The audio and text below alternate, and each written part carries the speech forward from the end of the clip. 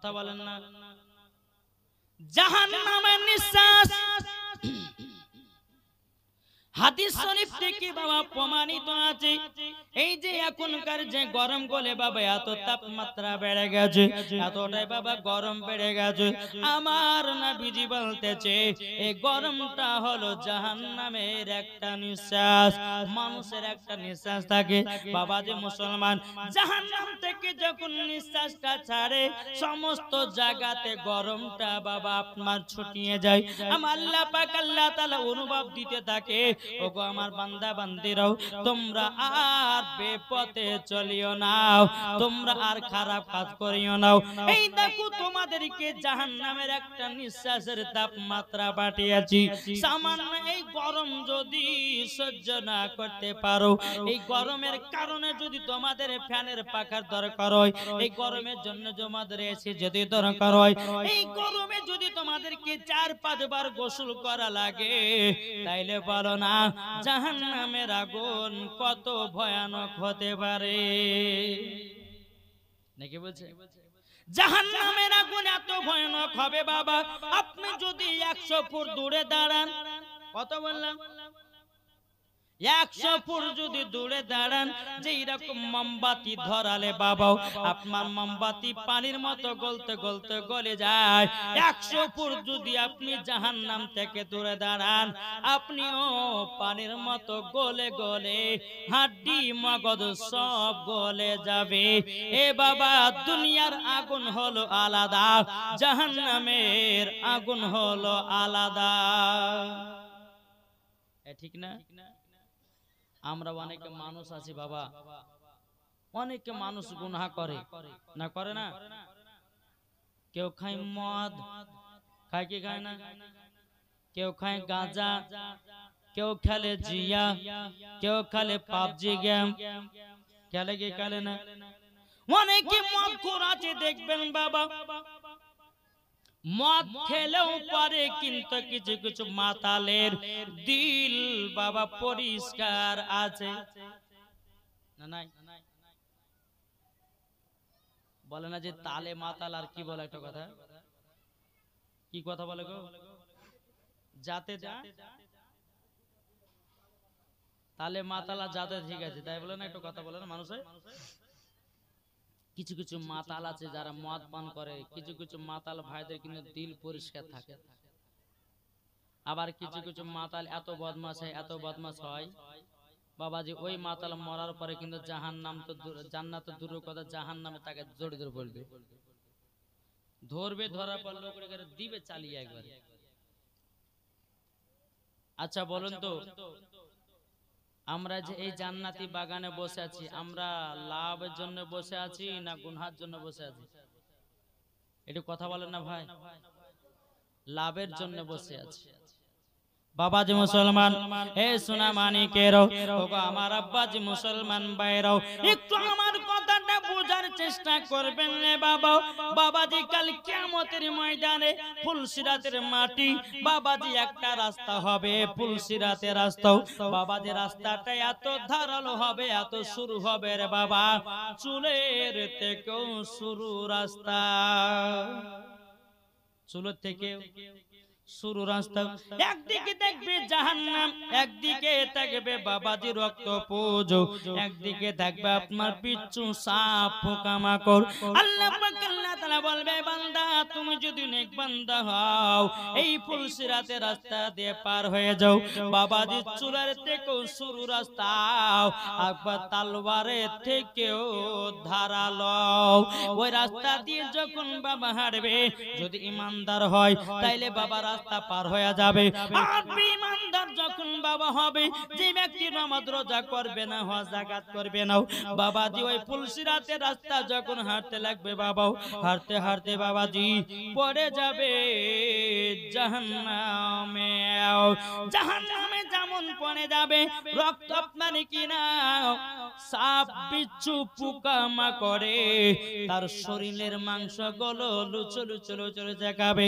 আমার তাকে জীবিত করা হবে, বলে হাঁটো, আবার ফুলসিরাতের রাস্তা দিয়ে হাঁটো, আবার বাবা বাম দিকে পড়বে, বাম দিকে বাবা এত ফুটালো গরম গরম রক্ত, রক্ত যেমনই পড়বে সঙ্গে সঙ্গে হাড্ডি বাড়িয়ে যাবে,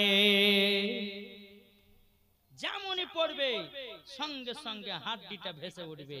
তাইলে বলুন আমরা গুনাহ করতে চাই না নেকি করতে চাই? এটা জোরে বলেন না। জি, আমরা নেকি করতে চাই। আজ আমরা মুসলমান এমন জায়গাতে পৌঁছালাম ভাই, আমরা গুনাহতে গুনাহতে এত গুনাহতে পড়ে আছি। আল্লাহ বলছে বান্দা তুমি যদি আমার কাছে একবার ক্ষমা প্রার্থনা চাও তা আমি তোমাকে ক্ষমা করে দেব। জোরে বলেন। বেরাদান ইসলাম মুআজ্জাজ সামান ইকরাম তো বলতেছে হযরত ইউসুফকে দেখে যারা আঙ্গুল কেটেছে, এটা জোরে হবে না? হযরত ইউসুফকে দেখে যারা আঙ্গুল কেটেছে তারা কি আমার নবীর রূপ দেখেছে? হযরত ইউসুফকে দেখে যারা আঙ্গুল কেটেছে তারা কি আমার নবীর রূপ দেখেছে? আর দেখিত যদি কেটে দিত কলিজা কানা, হয়নি হবে না হতে পারে না আমার নবীর সাথে কাউরে তুলনা। জোর কানু হয়নি হবে না হতে পারে না আমার নবীর সাথে কাউরে তুলনা। যারা নবীজির প্রেমিক হবে যাবে তারা শুধু মদিনাতে, আর নবীর দেখা পেলে পরে যাবে জান্নাতে। হয়নি হবে না হতে পারে না আমার নবীর সাথে কাউরে তুলনা। জোর কানু এই বাবাজি একজন মাতাল ছিল বাবা, ওই মাতাল এত গুনাহ করেছে এত মদ পান করেছে, কিন্তু মাতালটাও একজন মাওলানার কাছে গেছে। যাওয়ার পরে বেরাদুল ইসলাম মুআজ্জাজ সামান ইকরাম ওই মাতালটা মাওলানা সাহেবকে বলতেছে বলো গো মাওলানা সাহেব আমি তো একজন মাতাল, আমি এত গুনার কাজ করেছি এত গুনার কাজ করেছি, আল্লাহ আমাকে ক্ষমা করবে না। ওই মাওলানা সাহেব বলতেছে বলো গো ভাই তুমি এত গুনাহ করেছো এত গুনাহ করেছো, আল্লাহর কাছে তুমি কেঁদে কেঁদে যদি ক্ষমা চাও নিশ্চয় তোমাকে ক্ষমা করে দেবে। জোরে বলুন না সুবহানাল্লাহ।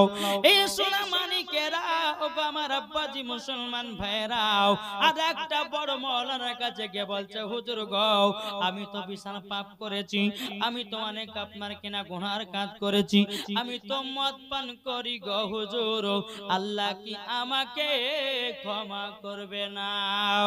বেরাদুল ইসলাম মুআজ্জাজ সামান ইকরাম ওই বড় মাওলানাটা বলতেছি বলো গো ভাই আমার কাছে আর একটা বড় আল্লাহর ওলি আছে, ওই আল্লাহর ওলির কাছে যাও ফয়সালা দিয়ে দেবে। জোরে বলুন না সুবহানাল্লাহ। ফয়সালা দিয়ে দেবে। বেরাদুল ইসলাম মুআজ্জাজ সামান ইকরাম এ সোনা মানিকেরা ওই মাতালটা রাস্তায় চলতে চলতে চলতে বাবা বেরাদুল ইসলাম মুআজ্জাজ সামান ইকরাম আমার নবীজির নাম খানা পড়ে পেয়েছে রাস্তায়। একটা কাগজের টুকরা, ওই কাগজের টুকরাতে আমার নবী মুস্তাফার নাম লেখা আছে। জোরে বলেন। ওই কাগজের টুকরাটা মাতাল হাতে করে নিয়েছে বাবা, ওলির কাছে যায়নি, আমার নবীজির নাম মোবারক খানাকে নিয়েছে একটা কোঠার উপরে বাবা তুলে রেখেছে। কোঠার উপরে যখন বাবা তুলে রাখো আগরবাতি ধূপকাঠি আপনার দিয়ে ভালো করে যত্ন করে আমার নবীজির নাম মুবারকটাকে সম্মান করেছে। বেরাদুল ইসলাম মুআজ্জাজ সামান ইকরাম মাতালটা রাত্রে বেলায় বাবাজি আপনার বিছানায় শুয়ে আছে, স্বপ্ন যুগে বলতেছি বলে এ মাতাল মাতাল আমি তোমাকে ওলি বানায়া নিয়েছি। নারে তাকবীর নারে রিসালাত মাসলাকে আলা হযরত।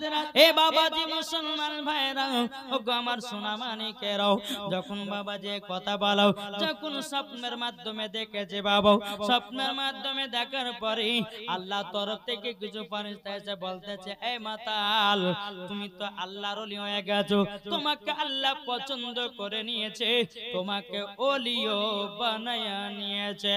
মাতালটা বলতেছি, বলো গো আপনারা কে? তখন বলতেছে, আমরা আল্লাহর তরফ থেকে ফেরেশতা এসেছি। জোরে বলুন না সুবহানাল্লাহ। আল্লাহর তরফ থেকে ফেরেশতা এসেছি। বলে শুনে নাও, তুমি মাদার পান করবে না, জীবন আর গুনার কাজ করবে না, তোমাকে আল্লাহ পছন্দ করে নিয়েছে। বেরাদুল ইসলাম মাদার সামানি কেরাম, আল্লাহর কাছে হাত তুলে বাবা মাতালটা বলছে, আল্লাহ গো গুনাহ করেছি, পাপ করেছি, আল্লাহ ক্ষমা করে দাও আল্লাহ। ওই মাতালটা বলতেছে, আস্তাগফিরুল্লাহ রব্বি মিন কুল্লি জামবি ওয়া আতুবু ইলাইহি ওয়ালা হাওলা ওয়ালা কুওয়াতা ইল্লা বিল্লাহিল আলিউল আযীম। আল্লাহ গো মদ পান করেছি, গুনার কাজ করেছি, আল্লাহ আপনি আমাকে ক্ষমা করে দে। অনেক মাতাল আছে এরা ভাবে যে আল্লাহ আমাদেরকে ক্ষমা করবে না। না ভাই না, তুমি যতই গুনাহ করো না কেন, যতই মদ পান করো না কেন, যদি তোমার ভুল বুঝতে পেরে আল্লাহর কাছে তওবা ইস্তেগফার করে নাও, পাহাড়ের মতো গুনাহ আল্লাহ মাফ করে দেয়। আল্লাহ বলতেছে আমি রহমান, আল্লাহ বলতেছে আমি দয়ালু, আল্লাহ বলতেছেন ইন্নাল্লাহ আলা কুল্লি শাইইন কাদির, আল্লাহ হচ্ছে ইন্নাল্লাহ সামিউন বাসির, আল্লাহ দেখতে পান, শুনতে পান। জোরে বলুন সুবহানাল্লাহ। আল্লাহ বলতেছে কোন বান্দা যদি গুনাহতে পাহাড়ের মতো গুনাহ করে, আর ওই বান্দা যদি আমার কাছে এসে তওবা ইস্তেগফার করে, আর পাহাড়ের মতো গুনাহ আল্লাহ ক্ষমা করে দিবে। এটা জোরে বলবেন না? তাহলে বাবাজি মুসলমান সোনা মানিক, এই মাতাল যখন আল্লাহ পাক আল্লাহ তাআলা যখন ক্ষমা করে দিয়েছেন, বাবাজি সোনা মানিক আল্লাহ পাক আল্লাহ তাআলা বলতেছে, বলে এই মাতাল, তোমার একটাই হলো কাজ, দুনিয়াতে যারা মাতাল আছে তাদেরকে তুমি বন্ধু বানিয়ে নাও। জোরে বলেন। আচ্ছা বলুন তো, কোন মাতাল যদি ওলি হয়, তার বন্ধুরা কি ওলি হতে পারবে? কি গো, আল্লাহ যাকে পছন্দ করেছে, আল্লাহ যাকে ভালোবেসে তাকে ওলি বানিয়ে নিয়েছে। আল্লাহ তরফ থেকে হুকুম আসলো, যতগুলি মদ মাতাল আছে, যতগুলি গুনার কাজ করে, তোমার দায়িত্ব হলো তাদেরকে তোমার রাস্তায় নিয়ে আসা, তাদেরকে তোমার হাতে বায়াত করা।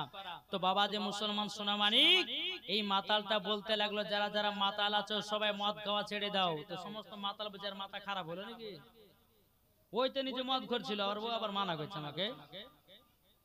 ওই বাবাজি বলতে, জীবন ভাই ভাই, জীবন আর গুনাহ কাজ করো না। আমি তো এক মাতাল ছিলাম, আমি এক মাতাল ছিলাম, কিন্তু আমি তোমাদেরকে ভালো পথে নিয়ে যেতে চাই। তোমরা যদি আল্লাহর কাছে তওবা ইস্তেগফার পড়ে নাও, আল্লাহ পাক আল্লাহ তাআলা তোমাদেরকে ক্ষমা করে দেবে এবং জান্নাতীয় বানায়া নেবে। জোরে বলুন সুবহানাল্লাহ। এ বাবাজি মুসলমান ভাইরাও, এ সোনা মানিকেরাও, তাইলে বোঝা গেল যেই মাতালের দিলেতে বাবা নবীর মোহব্বত থাকবে, বাবাজি আল্লাহ পাক আল্লাহ তাআলা তিনাকে জান্নাতীয় বানায়া নেবে। আর একটা মাতালের ঘটনা শুনেন বাবা। এক মাতাল বাবা এত মদ মাতাল, এত গুনাহ কাজ করেছে, তার বিবি বলতেছে, বলো গো স্বামী, এইরকম ভাবে মদ পান করবেন না, এইরকম ভাবে গুনার কাজ করবেন না। বাবাজি মুসলমান ভাইরাও, এ সোনা মানিকেরাও, এই মাতালটা বলতেছে, বলে শুনে নাও বউ, আমি নবীকে মোহাব্বত করি। তার বিবি বলতেছে, বলে স্বামী গো তুমি মাতাল, তোমার এই কথা কেউ বিশ্বাস করবে না। বাবাজি মুসলমান ভাইরা, এই মাতালটা একদিন বাবা জালসা শুনতে গেছে। কি শুনতে গেছে? জালসা শুনতে গেছে। জালসা শুনতে গিয়া বাবা যে জালসার মাহফিলে বসেছে, এক ওয়াহাবি মুলবি ওয়াজ করতেছে। এক ওয়াহাবি মৌলবি ওয়াজ করতেছে, ওয়াহাবিটা বলতেছে নবীর প্রতি দুরূদ পড়া যাবে না, ওয়াহাবিটা বলছে নবীর প্রতি কেম করা যাবে না, ওয়াহাবিটা বলতেছে নবীর প্রতি সালাম পড়া যাবে না, নবীর প্রতি দুরূদ পড়া যাবে না। ওই মাতালটা বাবাজি কি করেছে, একটা ইট নিয়েছে বাবা, আপনার কিনে একটা ঢ্যান নিয়েছে, ঢ্যানটা নেওয়ার পরে ওয়াহাবির মাথাতে মেরে মাথা ফাটায়া দিয়েছে। বাবাজি যারা ওয়াহাবি ছিল ওই মাতালটাকে মারবার জন্য, মাতালটা আপনার জান্নাত আপনার কিনাও জলসার মাহফিল থেকে দৌড় মারতে লেগেছে বাবা, দৌড় মারতে মারতে মারতে মারতে মারতে মারতে বাবাজি এই মাতালটা একটা পাথরে পায়ে হুজুট লেগেছে বাবা, হুজুট লাগার পরে এমন ভাবে পড়েছি বাবা, একটা পাথরে মাথাতে এমন ভাবে বাবা লেগে গেছে বাবা, মাথা ফেটে মাতালের রক্ত বাড়াতে লেগেছে। মাতালটা রক্ত যখন বেরিয়ে যায়, মাতালটা দুনিয়া থেকে বাবা বিদায় নিয়েছে বাবা। এক ফেরেশতা বলছে মাতালকে জাহান্নামে নিয়ে যাব, আর এক ফেরেশতা বলতেছে এই মাতালটাকে নিয়ে যাব জান্নাতে। জোরে বলুন না সুবহানাল্লাহ। এক ফেরেশতা বলছে মাতালকে জাহান্নামে নিয়ে যাব, আর এক ফেরেশতা বলছে না এই মাতালকে জান্নাতে নিয়ে যাব। দুই ফেরেশতা আল্লাহকে বলছে, বলে আল্লাহ আল্লাহ গো এই মাতালটাকে আমরা জান্নাতে নিয়ে যেতে চাই, আর একদল ফেরেশতা বলছে আল্লাহ এই মাতালটাকে জাহান্নামে নিয়ে যেতে চাই। আল্লাহ বলতেছে ফেরেশতা কেন তোমরা জাহান্নামে নিয়ে যেতে চাও? বাবা যে ফেরেশতারা বলছে আল্লাহ গো এই মাতালটা দুনিয়াতে গুনার কাজ করেছে, পাপ করেছে, অন্যায় করেছে, মদ পান করেছে, তাকে জাহান্নামে নিয়ে যাব। আর যারা যে ফেরেশতারা মাতালকে জান্নাতে নিয়ে যাবে, আল্লাহ বলছে ফেরেশতা তোমরা কেন জান্নাতে নিয়ে যাব? ওই ফেরেশতারা বলছে আল্লাহ গো এই ব্যক্তি মদ পান করতে পারে, তার ভিতরে নবীজির মহব্বত ভরা ছিল। কেন আল্লাহ গো ওই মাতালটা জালসাতে শুনতে গিয়ে এক ওয়াহাবি ওয়াজ করেছিল নবীর প্রতি দুরূদ পড়া যাবে না, নবীর প্রতি সালাম পড়া যাবে না, নবীর প্রতি কেমন করা যাবে না। ওই মাতালটা সহ্য না করতে পেরে ওই ওয়াহাবির মাথা ফাটাইয়া দিয়েছে। আল্লাহ তখন বলছে ফেরেশতা এই মাতালের প্রতি আমি খুশি হয়ে গেছি, দাও একে জান্নাতে দিয়ে দাও। জোরে বলেন। তাহলে বলুন আল্লাহ বলছে তোমরা যতই গুনহার কাজ করো না কেন, তোমরা যদি আল্লাহর কাছে একবার তওবা ইস্তেগফার করো, আল্লাহ বলে তো আমি ওই বান্দাকে ক্ষমা করে দেব। জোরে বলে। আল্লাহ বলছে ক্ষমা করে দেব। তাহলে বাবাজি যারা গুনহার কাজে লিপ্ত আছেন, 5 ওয়াক্ত নামাজি হন, আল্লাহর কাছে ক্ষমা চান, নিশ্চয় আল্লাহ আপনাকে ক্ষমা করে দিবে। জোরে বলে। তাই আপনার বলতেছে যদি জাহান্নাম থেকে বাঁচতে চান, যদি জাহান্নামের আগুন থেকে যদি বাঁচতে চান রে বাবা সোনা মানিকেরও বাবাজি 5 ওয়াক্ত নামাজি হয়ে যান, নিজের বাপ মা বাড়িতে বাবা মহব্বত করুন। আল্লাহ পাক আল্লাহ তাআলা বলতেছে যেই বান্দার দিলেতে নবীর মহব্বত ভরা আছে, মরার পরে ওই ব্যক্তি জান্নাতি জান্নাতে। জোরে বলুন না সুবহানাল্লাহ। তাই কবি বলতেছে আমি চাই না বেহেশতি, আমি চাই না জাহান্নাম, আমি চাই না বেহেশতি, আমি চাই না জাহান্নাম, আমার কপালে লিখে দিও দয়াল নবীর নাম। জোর হবে না। আমার কপালে লিখে দিও দয়াল নবীর নাম। আমি চাই না বেহেশতি, আমি চাই না জাহান্নাম, আমি চাই না বেহেশত, আমি চাই না জাহান্নাম, আমার কপালে লিখে দিও দয়াল নবীর নাম, আমার কপালে লিখে দিও দয়াল নবীর নাম। যাদের দিলে নবীজির ভালোবাসা হইতে যাবে শুধু দেখো সোনা সোনার মদিনা জোর হয় না যার দিলেতে নবীজির ভালোবাসা যাবে শুধু ওই যে শুধু সোনার মদিনা আমি চাই না বেহেশত আমি চাই না জাহান্নাম আমি চাই না বেহেশত আমি চাই না জাহান্নাম আমার কপালে লিখে দিও দয়াল নবীর নাম আমার কপালে লিখে দিও দয়াল নবীর নাম আল্লাহুম্মা সাল্লি আলা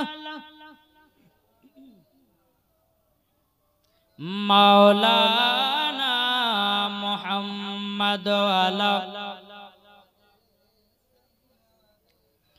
মাওলানা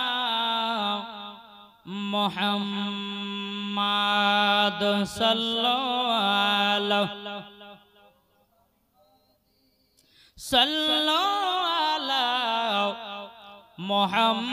মুহাম্মদ হরদম জবান পাক নামে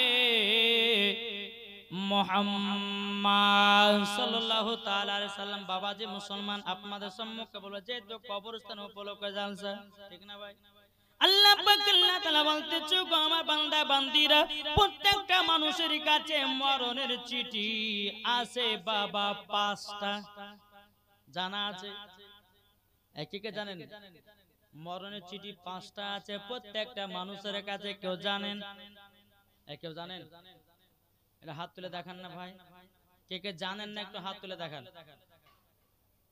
ও এই দুইটা জানে না নাকি এটা হাত তুলে না আল্লাহ খুশি হবে এটা হাত তুলে দেখা না আরে তাকবীর যা বাবা ঝোল 500 শেষ হলো নাকি রে ভাই মানুষের কাছে কটা চিঠি আছে বললাম 5টা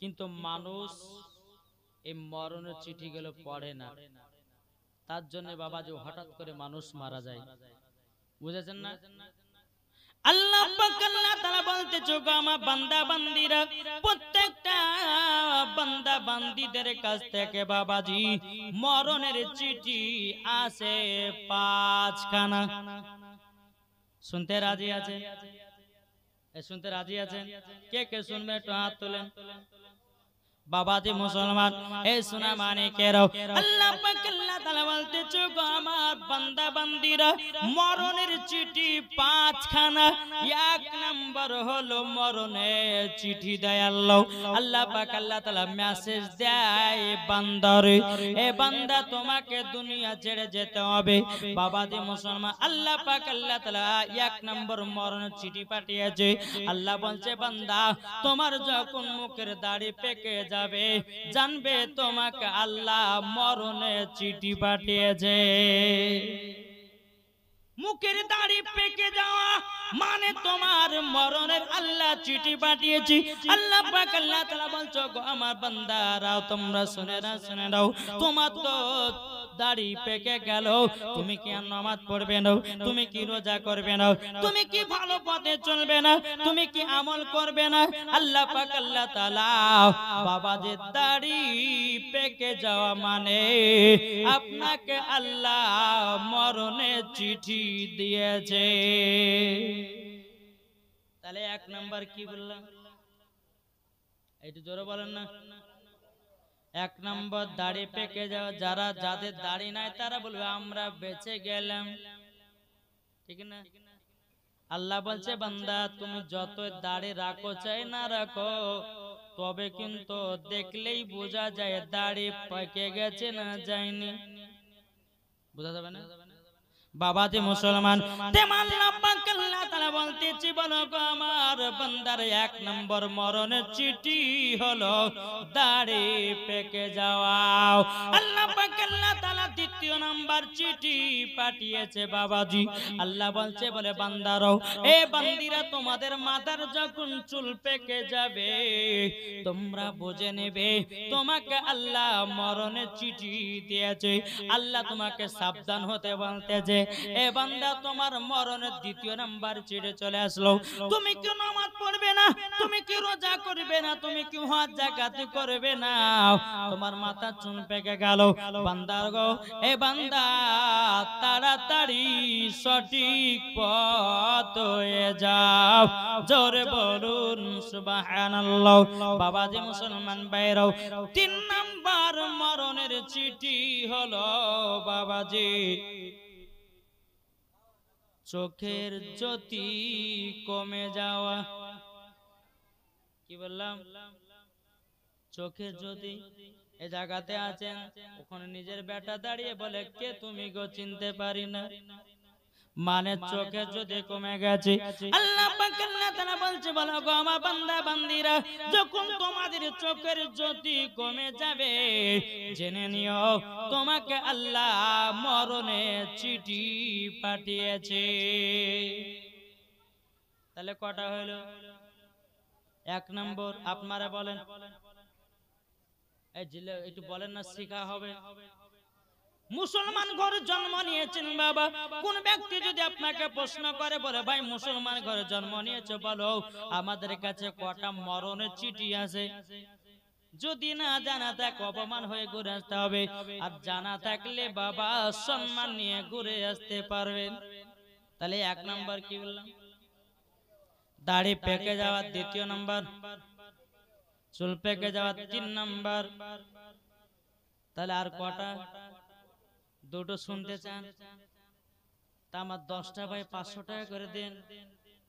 হবে? 10টা ভাই আছেন গুরুস্থান উপলক্ষে জালসা, 500 টাকা করে হবে। কি আছে নবী মুস্তাফার প্রেমিক? হবে না? 10টা ভাইয়ের কাছে 500 টাকা করে নেব। এই আপনাদের জালসা আবাজান সামনে বছর জালসা হয় নাকি? এটা প্রত্যেক বছরে চলছে বাবাজি। এটা হচ্ছে একটা সদকায়ে জারিয়া। আর আপনাদের এই ডেটটা এমন একটা ডেট বাবাজি, মানে আমি আসার পরে বুঝে গেছি এটা সঠিক ডেটই আছে। কেন বলুন তো? যেই দিন আল্লাহ পছন্দ করে ওই দিনও কিন্তু আবার বেশি মানুষ মারা যায়। আজকে কিন্তু আপনাদের পাশের এলাকাতে তার মা বেঁচে আছে না মারা গেছে? সাহাবীরা বলতেছে, বলো গো নবীজি তার মা বেঁচে আছে। আমার নবীজি বলতে, গো আমার সাহাবীরা আমাকে নিয়ে চলো ওই বুড়িমার কাছে। আমার নবী মুস্তাফাকে 1 পা 2 পা করে বুড়িমার কাছে নিয়ে যাওয়া হলো। বুড়িমা যখন নবীকে দেখেছেন, সালাম দিয়েছেন, লাব্বাইক ইয়া রাসূলুল্লাহ, লাব্বাইক ইয়া হাবিবাল্লাহ। নবী গো, আমার গরিব, আমি হলাম গরিব, আপনি আমার বাড়িতে এসেছেন, আমার কপাল তো খুলে গেছে। আমার নবীজি বলছে, ও বুড়িমা একটা দরকারের জন্য আসলাম। ওগো বুড়িমা, আপনার একটা বেটা ছিল না, ছিল না? বুড়িমাটা চোখের পানি ফেলে বলছো, গো নবীজি আমার বেটা 1.5 বছর আগে মারা গেছে। বেরাদুল ইসলাম মুআজ্জিন সামানি কিরাম, আমার নবীজি বলছো, গো বুড়িমা, বুড়িমা আপনি কি আপনার সন্তানের প্রতি রাগান্বিত আছেন নাকি? বুড়িমা চোখের পানি ফেলায়া নবীকে বলতে লাগলেন, ওগো দয়াল নবীজি গো, যে সন্তানকে আমি 10 মাস 10 দিন গর্ভে রেখেছিলাম, ওগো নবীজি আমার বাচ্চা যখন গর্ভে ছিল আমাকে রাত্রে বেলা পেটে লাথি মেরে দিত।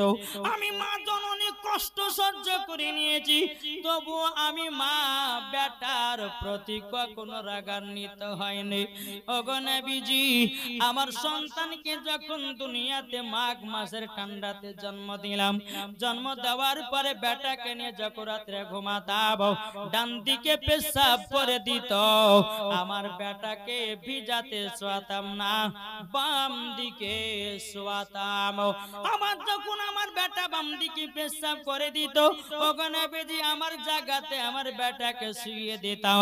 আমার বেটা যখন আমার জায়গাতে শুইয়ে দিত, ওগো নবীজি আমার সন্তানের জায়গা রেখেছি বুকের ওপরে। গো নবী, আমি ওই সন্তানটাকে মাঘ মাসের ঠান্ডা রাত্রিতে সারা রাত্রি মা জননী ভিজাতে শুয়েছিলাম, আমার বেটা জায়গা করে দিয়েছে বুকের ওপর। গো নবী, ওগো নবীজি আজ ওই সন্তান আমাকে 1 মুঠো ভাত খেতে দেয় না। ওই ওই সন্তান কাল্লাগিরির পাল্লাতে পড়ে আমাকে ঠিকভাবে কথাবার্তা বলে নাও, আমাকে লাথি মেরেছে। ওই সন্তান থাকার চেয়ে না থাকাই ভালো। ওগো নবীজি, ওগো নবীজি, একটা সন্তান কোন মা যখন জন্ম দেয় দুনিয়াতে কত কষ্ট হয় একমাত্রই আমার মা বোনেরাই জানে। ঠিক না? মা বোনেরা জানে সন্তান জন্ম দেওয়া কত কষ্ট রে বাবা। বেরাদুল ইসলাম মুআজ্জাজ সামানিক রাম, আমার নবীজি চোখের পানি ফেলে বলছে, ওগো বুড়িমা, ওগো বুড়িমা, আপনি হলো সন্তানের মা, আপনি যদি একটু খারাপ দোয়া করে দিন আপনার সন্তানের কবরে আযাব আরো বেড়ে যাবে। ও বুড়িমা, আপনার সন্তানকে মাফ করে দিন। বুড়িমা বলছে, বলো গো নবীজি, ওই সন্তানের কথা মনে পড়লে পরে আমার চোখের পানি ঝরঝর করে পড়তে লাগে। ওগো নবীজি, ওই সন্তানকে আমি দিল থেকে মাফ করতে পারবো না। বেরাদুল ইসলাম মুআজ্জাজ সামানিক রাও, আমার নবীজি চোখের পানি বাবা আপনার পেলায় বলতে, ওগো বুড়িমা, আপনার সন্তানের কবরের পাশে চলো। বুড়িমাকে তার সন্তানের কবরের পাশে বাবা নিয়ে আসা হয়েছে। নিয়ে আসার পরে আমার নবীজি আল্লাহর কাছে হাত তুলেছে, বলে, আল্লাহ গো, এই বুড়িমা তার সন্তানের কবর পাশে দাঁড়িয়ে আছে। আল্লাহ গো, এই বুড়িমা কি তার সন্তানের কবরের আযাব দেখা শক্তিটা দান করে দাও। আমার নবী যখন দোয়া করলেন, নবী বলতেছে, ওগো বুড়িমা, আপনার সন্তানের কবরের দিকে তাকানো। যখন বাবা মা জননী কবর দিকে তাকিয়েছে বাবা, বেরাদুল ইসলাম মুআজ্জাজ সামানিক রাম, ওই সন্তানের কবরে দাও দাও করে বাবা আগুন জ্বলতেছে, আর মা মা করে চিৎকার করতেছে। মা জননী চোখের পানি ফেলায়া নবীকে বলছো, গো নবীজি, আমার বেটাকে যেদিন আমি জন্ম দিয়েছিলাম সেদিন তো একটা কষ্ট সহ্য করেছি, কিন্তু নবী গো, সেই দিনের থেকে আমার 4 গুণ আজকে বেশি কষ্ট লাগতেছে। আমার বেটা জাহান্নামের আগুনে দাও দাও করে জ্বলতেছে। আমার নবীজি বলছো, বুড়িমা, আপনার সন্তানের কবরে আযাব যদি বন্ধ করতে চান, আপনার সন্তানকে দিল থেকে মাফ করে দাও। এ বাবাজি মুসলমান, বুড়িমা চোখের পানি ফেলাইয়া বলতেছে, বলো গো নবীজি, আমার সন্তানকে দিল থেকে মাফ করে দিলাম। জোরে বলুন না সুবহানাল্লাহ। যখন বাবা মাফ করে দিলেন, দিলেন না, আল্লাহর কি কুদরত, তার সন্তানের কবরের আযাব বন্ধ হয়ে গেছে। তাই যুবক, মা বাবাকে কখনো দুঃখ কষ্ট দেবে না। তোমার বিবির জন্য যদি ঈদের বাজারে শাড়ি কেনো, তোমার মার জন্য একটা শাড়ি কিনে দাও। তোমার বিবির জন্য যদি খেজুর নাও, তোমার মার জন্য একটা খেজুর নিয়ে আসো। তোমার বিবির জন্য যদি ভালো মন্দ কিনো, তোমার মার জন্য ভালো মন্দ কিনো। কেননা যদি মা খুশি হয়ে যায়, আল্লাহ পাক আল্লাহ তাআলা মার দোয়াতে তোমাকেও বড় লোক বানায়া দেবে। কি গো, মা বাবাকে দেখবেন, মা বাবাকে ভালোবাসবেন। আমি এটা বলতে চাইছি না যে বিবিকে ভালোবাসেন না, তা নয়। মাকে মার জায়গাতে রাখেন, বিবিকে বিবির জায়গাতে রাখেন, বোনকে বোনের জায়গাতে রাখেন, বাবাকে বাবার জায়গাতে রাখেন। মরার পর আপনি জান্নাতি হবেন। জোরে বলেন। রনে আমি ইফতারটা করতাম, বাদশার বিবি বলতেছে, ওগো ফকির বাবা, আমাদের বাড়িতে কোনো ফকির মিসকিনকে দান খায়রাত করা হয় না, আপনি এই জায়গা থেকে বিদায় নেন। কিন্তু ফকির বাবা বলছে, বলে মা, আশেপাশে আর কোনো সেরকম বড় লোক বাড়ি নাই, আপনারা তো এই জায়গার মধ্যে 1 নম্বর বড় লোক, একটা যদি রুটি দিতেন আমি সুন্দরভাবে ইফতার করতাম। জোরে বলবেন না? কিন্তু বেরাদার বাদশার বিবি বলতেছে বলে না রুটি দিতে পারবো না বেরাদার। এদিকে বাদশার একটা বিটি ছিল, তার নাম হলো হযরতে সাকিনা। এই সাকিনা কেমন বাবাজি, তিনার মাকে বলছে মা এত ঝামেলা করছে কেন? তার মা বলছে বেটি সাকিনা, তোমার আব্বা আমাকে মানা করে গেছে, কোন ফকির মিসকিন যদি আসে তাইলে দান করবে না, দান করবে না, তারই জন্য আমি দান করতে পারি না। বেরাদার ইসলাম মাদান সামানিক রামাও সাকিনা বলতেছে বলো গো মা কটা রুটি বানিয়েছো বলো না। সাকিনার মা বলছে বেটি সাকিনা তোমার আব্বার জন্য দুটা রুটি, তোমার জন্য দুটা রুটি, আমার জন্য দুটা রুটি। সাকিনা বলতেছে ওগো মা আমার ভাগে দুটা রুটিটা দাও।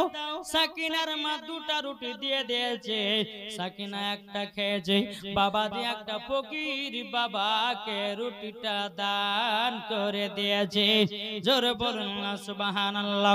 ওই ফকিরটা সাকিনা রুটিটা নিয়ে বাবা আপনার বাদশার গেটের সামনে বাবা বসে আছে, ইফতার করবে। মাগরিবের টাইম কাছাকাছি হয়ে গেল। এদিকে রাস্তা দিয়ে বাদশা আসতে যে টুকটুক টুকটুক করে বাবা গেটে দাঁড়িয়ে আছে, ফকির বসে ইফতার করবে। বাদশা বলতেছে এই ফকির কি ব্যাপার আমার গেটের সামনে কেন? আর তুমি এত সুন্দর রুটি কোথায় পেয়েছো বলো?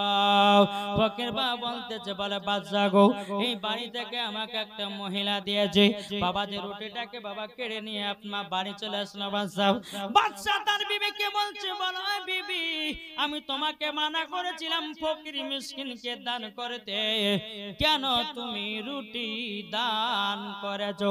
বাবাজি বাদশার বিবি বলছে বলে স্বামী গো আমি তো দান করি না, আপনার বিটি সাকিনার ভাগ থেকে একটা রুটি ফকির বাবাকে দান করে দিয়েছে। আমি দান করি না, আপনার বিটি সাকিনা দান করেছে। বলে তাই নাকি? বলা বাবা যে মুসলমান সাকিনাকে ডাকা হলো। বাদশা বলছে এই বিটি সাকিনা আমি তোমাকে মানা করেছিলাম, তোমার মাকে মানা করেছিলাম, কেন তুমি ফকিরকে দান করলে? আমি ফকিরকে দান করা পছন্দ করি না, কিসের জন্য দান করেছো বলো বলো বলো। সাকিনা বলছে আব্বা গো আল্লাহ তো আমাদেরকে বড় লোক বানিয়েছে, আল্লাহ তো আমাদেরকে ধন দৌলতের মালিক বানিয়েছে, একটা রুটি দান করলে কমবে না আব্বা গো, বরঞ্চ আল্লাহ আরো বাড়ায়া দেবে।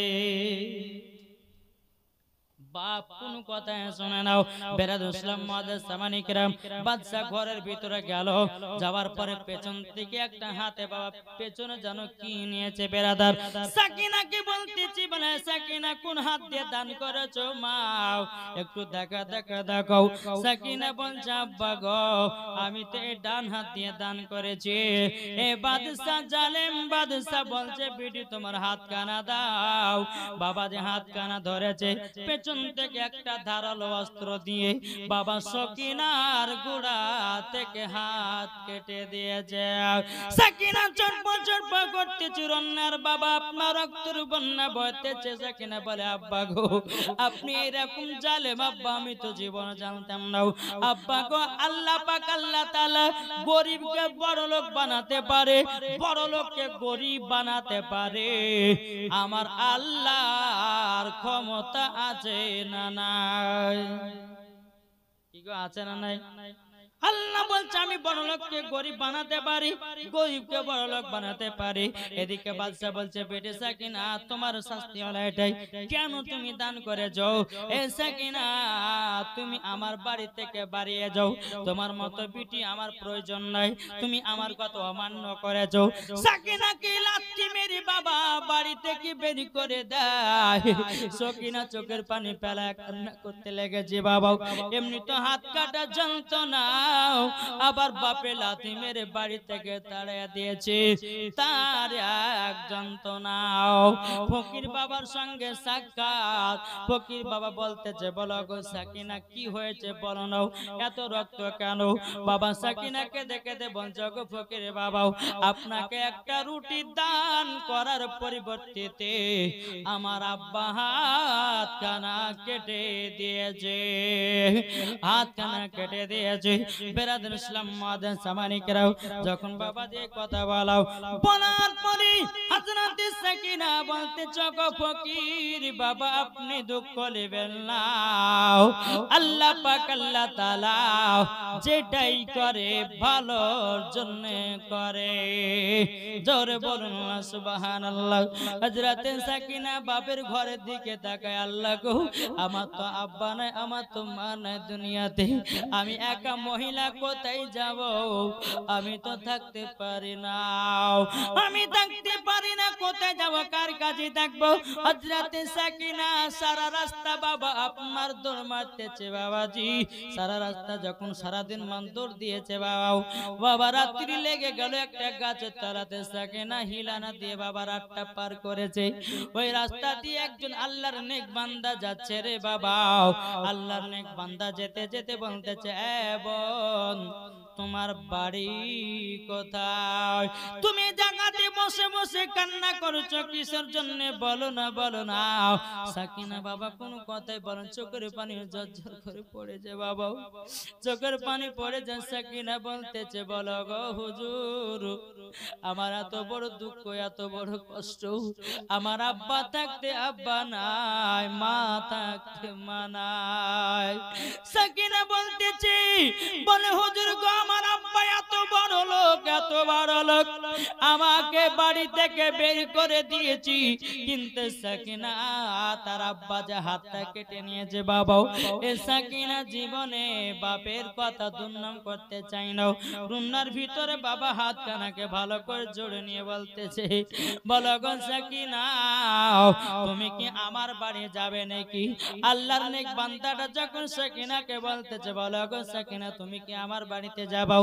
সাকিনা বলতেছে বলে ঠিক আছে আমাকে আপনার বাড়িতে নিয়ে চলুন হযরত সাকিনাকে এক পা দুপা করে বাবা ওই আল্লাহর নেক বান্দার বাড়িতে নিয়ে যাওয়া হলো নিয়ে যাওয়ার পরে সাকিনা আল্লাহর কাছে হাত তুলে দোয়া করে বলে আল্লাহ আমার তো ডান হাতটা কাটা পড়ে গেছে আমার তো এখন বিয়ে শাদী কিছুই হবে না কিন্তু বাবা যে আল্লাহর নেক বান্দাটা জানে না সাকিনার একটা হাত নাই এই কথা কিন্তু জানে না এদিকে বাবা আল্লাহর নেক বান্দাটা বলতেছে এ সাকিনা তোমার তো বয়স অনেক হয়ে গেছে আমার একটা নিজের বেটা আছে আমার বেটার সঙ্গে তোমার বিবাহ দিয়ে দেব তুমি কি বিবাহতে রাজি আছো না নাই সাকিনা বলতেছে বলো গো হুজুর আমি বিবাহতে রাজি বিবাহতে যাকো রাজি হয়ে গেল সাকিনা হযরত সাকিনা আল্লাহ পাক আল্লাহ তাআলাকে বলতেছে বলে আল্লাহ গো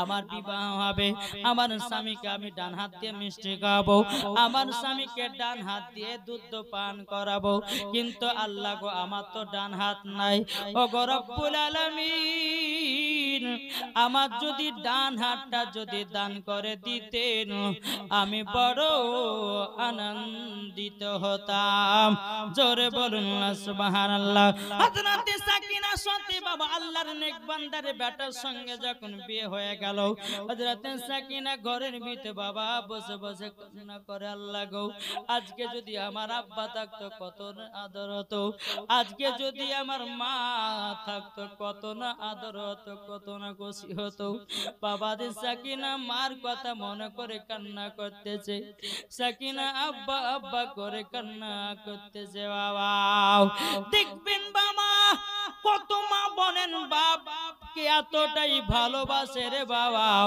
সাকিনা প্রত্যেকদিন বাবা মার জন্য কান্না করে রে বাবা এক পা দুপা করে হযরত সাকিনার স্বামী বাবা এক পা দুপা করে ঘরের ভিতরে বাবা হাজির আল্লাহকে বলছে আল্লাহ গো আমার স্বামীকে ডান হাত দিয়ে মিষ্টি খাওয়াও আমার স্বামীকে যদি বাম হাত দিয়ে যদি মিষ্টি খাওয়াই আমার স্বামী আমাকে বেয়াদবি বলবে আমার স্বামী আমাকে খারাপ মেয়ে বলবে আল্লাহ গো আপনি আমাকে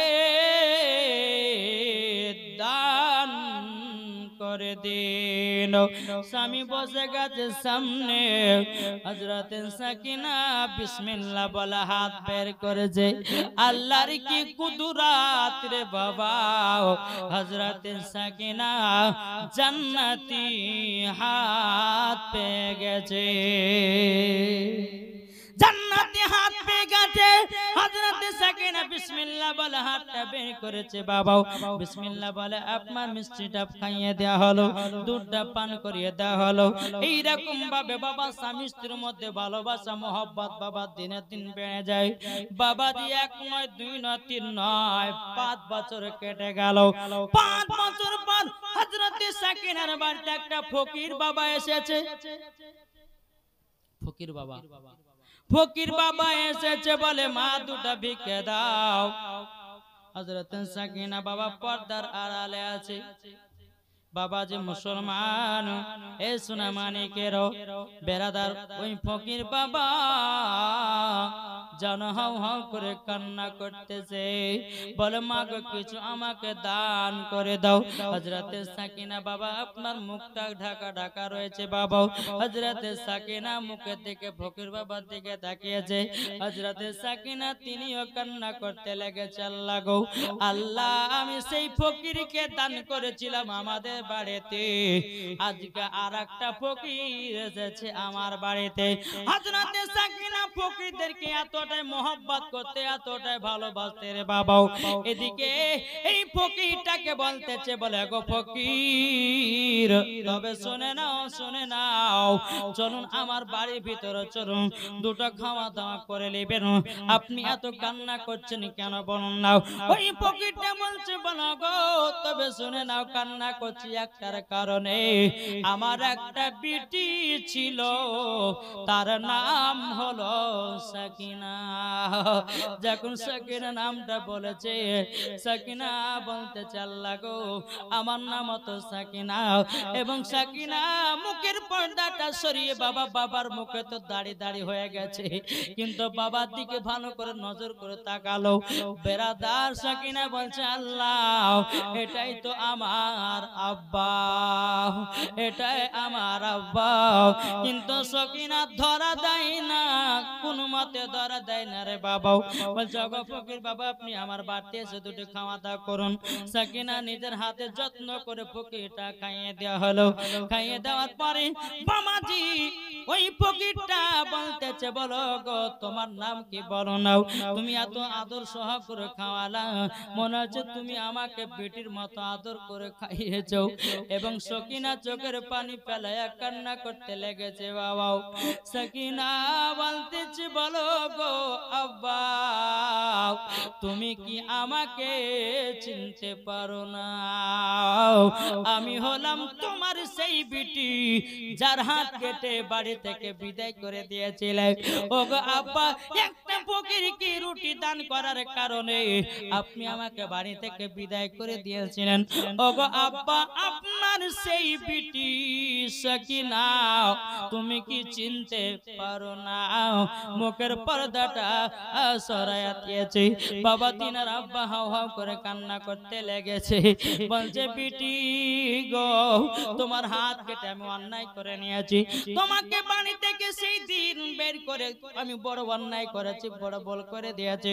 সাকিনা বলতেছে, বলে আব্বা তুমি তো অনেক ধন দৌলতের মালিক ছিলা, তুমি তো টাকা পয়সার মালিক ছিলাও, ওগো আব্বা তুমি রাস্তার ফকির হয়ে গেছো কেন? ও বেটি যেদিন তোমাকে বাড়ি থেকে বের করে দিয়েছিলাম আমার সব ধন দৌলত কোথায় যেন উদয় হয়ে গেল, বাড়িঘর সব ধ্বংস হয়ে গেল, আমি রাস্তার ফকির হয়ে গেলাম। সাকিনা বলছে, বলে আব্বা শুধু একটার কারণে, আপনার অহংকারের জন্য সব ধ্বংস করে দিয়েছে আল্লাহ। আমার আল্লাহ পাক আল্লাহ তাআলা বলতেছে, অহংকারকারীকে আমি পছন্দ করি না, করি না, করি না। তাই আপনাদেরকে বলতে চাই বাবারাও, একজন গরিবকে আল্লাহ বড় লোক বানাতে পারে, আর বড় লোককে গরিব বানাতে পারে আল্লাহর ক্ষমতা আছে না না। বাবাজি এই সাকিনা বলছে, আব্বা আব্বা আল্লাহ আপনাকে কত কি দিয়েছিল, আপনার ধন দৌলত থাকার পরে আপনি ফকিরদেরকে দান করতেন না, তাই আমার আল্লাহ পাক আল্লাহ তাআলা আপনার সব ধন দৌলতকে সব ধ্বংস করে দিয়েছে। বাবাজি সোনামানিক, আল্লাহ পাক আল্লাহ তাআলা যেন আমাদের সকলকে সঠিক রাস্তা চলার তৌফিক দান করুন, জোরে বলুন আল্লাহুম্মা আমিন। বাবাজি মুসলমান সোনামানিক, আল্লাহ পাক আল্লাহ তাআলা যেন আমাদের সকলকে সঠিক রাস্তা চলার তৌফিক দান করুন, জোরে বলুন আল্লাহুম্মা আমিন। বেরাদার, যাই হোক প্রায় 1টা বেজে গেল, আমি আর লম্বা ছাড়া করব না, বহুত রাত্রি হলো। বাবাজি মুসলমান, আল্লাহ পাক আল্লাহ তাআলা আমাদের সকলকে জান্নাতি বাগানে বসার তৌফিক দান করেছেন বাবা। তবে একটাই কথা বলবো, ঈমান আকীদা ঠিক রাখুন। ঈমান আকীদা আমাদেরকে সঠিক রাখতে হবে। যার ভিতর ঈমান আকীদা ঠিক আছে, মরার পর ওই ব্যক্তি জান্নাতি, জোরে বলেন। বাংলাদেশের একটা